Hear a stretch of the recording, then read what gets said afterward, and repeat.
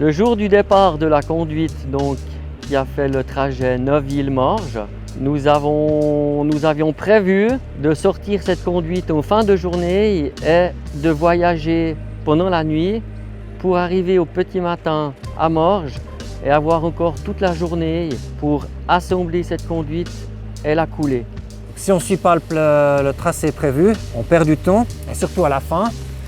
Donc quand on arrive, on doit vraiment faire une banane très au large pour arriver en face de notre conduite existante qui était en attente. Donc si on arrive en biais, on arrive au bon point, mais tout le reste de la banane doit suivre dans la ligne prévue. On avait des bateaux qui venaient à l'extrémité arrière de la conduite pour crocher, pour freiner ce convoi qui fait à peu près 450 tonnes. Ça représente une dizaine de camions chargés de gravier. Donc on n'arrête pas un convoi comme ça lancé à 4-5 km/h en une seconde. Donc on avait un gros bateau remorqueur à l'arrière qui s'est mis à l'extrémité, qui a retenu tranquillement la conduite pour la mettre droite et nous mettre dans l'axe de la future conduite afin d'être prêt à faire la jonction avec la conduite qui était en attente sur le lac.